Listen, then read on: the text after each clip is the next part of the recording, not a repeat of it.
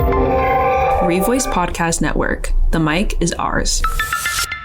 Oh crap, it's raining outside. It's time to bring Common Talk indoors.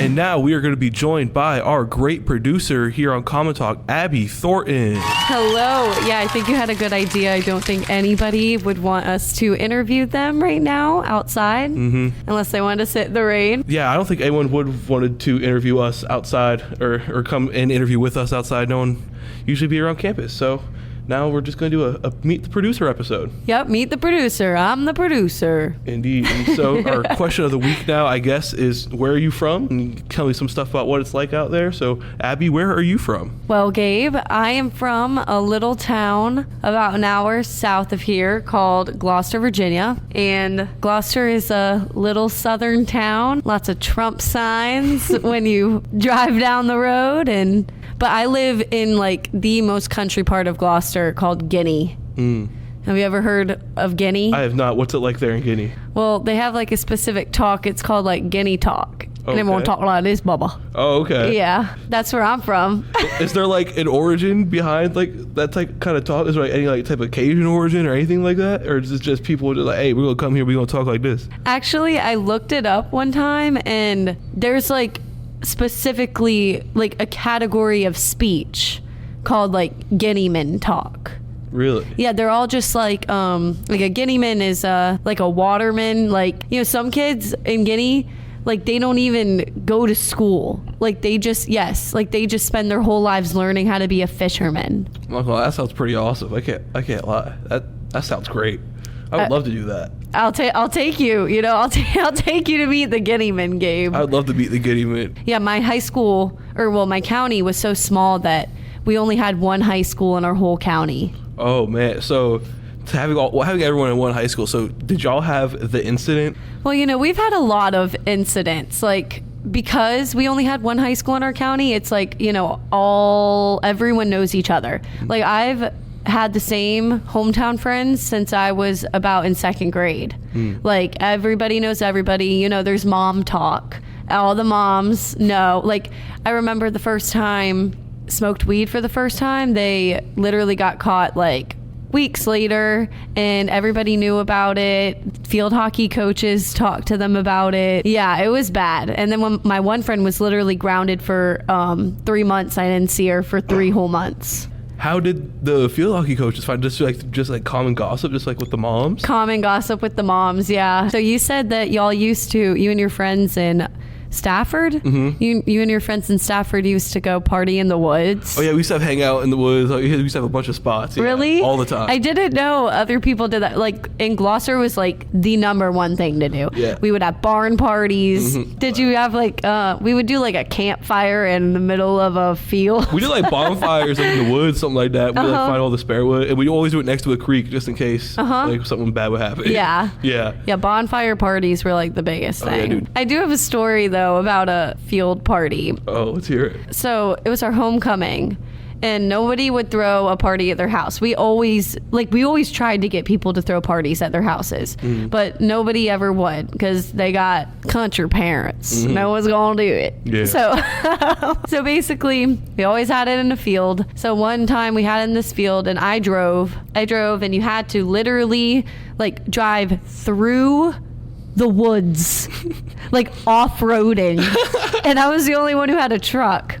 And I literally, like, I'm not even kidding when I'm saying you have to like dodge trees to get to this place. So we get there and, you know, I get drunk. So we call someone's mom to pick us up. And the next day it started like pouring down rain. And it's always like a big thing after a field party if it starts pouring down raining and your car's there because it sinks.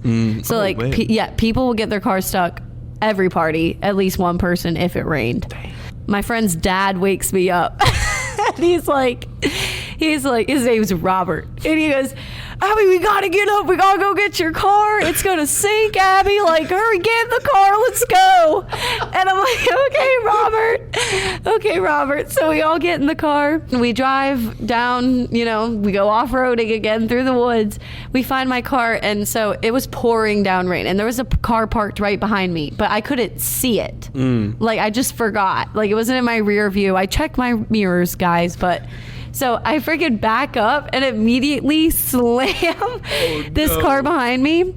And I'm like, oh, crap. And I'm like, okay, at least no one's here, So I get out of my car, and then my two friends get out naked of the car that I had hit because they had spent the night there all night. And I interrupted them while they were in the act.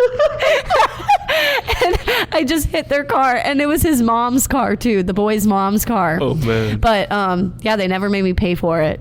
That's good friends. I know. I asked him a million times. I was like, does your mom want me to pay for this? And he was like, she just said don't worry about it. And I was like, period. What a great friend. I know. And now we are joined by our wonderful editor, Mr. Aiden Roberts. What's up, everyone? Hello, greetings.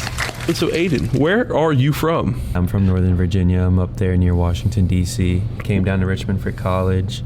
My background is Lebanese and black, so my mom grew up in New York, and then my dad's from Lebanon. He came here when he was around 16. Oh, we're both Middle Eastern brothers. Hell yeah. Where are you? Sweet. Iraqi. Iraqi? Hell yeah. But sweet, what part of Nova are you from? That's too much information to put up on the internet. I got oppositions. Mr. Malazzo, I don't want him to know where I live.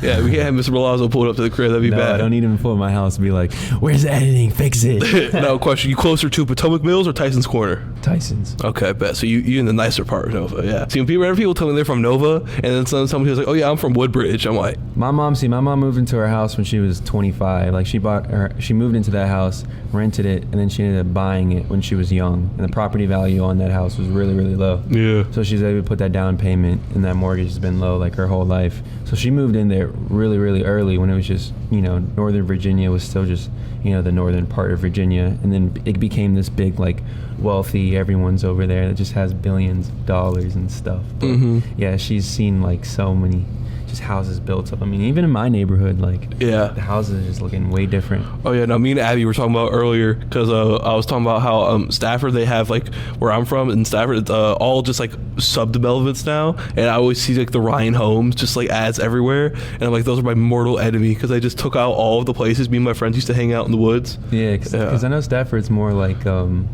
it's like country, but it's like half of it country and half is just really like suburban. Yeah, literally. Yeah. So you said your parents were, what side of your family is Lebanese? So my dad's Lebanese and my mom's black. Your dad's Lebanese. So did your dad, was he born in Lebanon, or yeah, he's born in Lebanon. And he was in the military really young, like 13, and then he came here for a better future.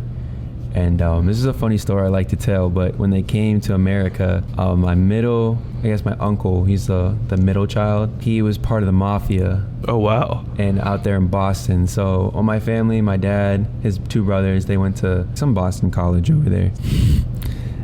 For the longest time, I was like, how did Uncle Fatty get so much money? Because like he opened a restaurant, he had a nice, beautiful house, and yet like my uncle and my dad, they were living like kind of like moderately, like middle class. And I was like, how the hell did Uncle Fatty get so much money, and how is he like able to do his businesses and stuff like that? It wasn't until 2 summers ago that my dad sat down and told me the story of like they came from Lebanon to here, and Fatty told them that like, college wasn't his thing. They'll go to school, do your thing. And then he ran the nightclub scene over there in Boston. And so my dad would go out and get like rich college students to come to this nightclub. And the nightclub, like, think of like Batman, like the underground, like the Iceberg Lounge, like the Penguin, like that kind of underground scene over there in this nightclub. So you'd have the rich white kids come over, they'd spend all their money, and my dad would walk home with like $400 every night on the weekend. And I can only imagine how much Uncle Fatty had. But yeah, like AKs, cocaine, but eventually he got out of that because since a kid, my Uncle Fatty wanted to start a restaurant. And so all this sacrifice and hustling he was doing was to open up that business. And then he finally did open up the restaurant. He opened up a couple over there in Florida. That's where they moved to. They sold the nightclub, moved to Florida, and he passed away not too long ago. He died to cancer. But I mean, that man had a beautiful life. Yeah, sounds like it. It's a cool story. Yeah. Well, thank you, Aiden. I appreciate it. Of course. That was our awesome editor, Aiden Yes, Roberts. check out my YouTube channel, youtube.com/80. It stands for Anything You Dream Exists. Damn straight. Period. Thank you for tuning into Common Talk, the podcast with common conversations and random outcomes. I'm your host, Gabriel, and remember to like, comment, subscribe, and listen to our other podcasts on the Revoice Network.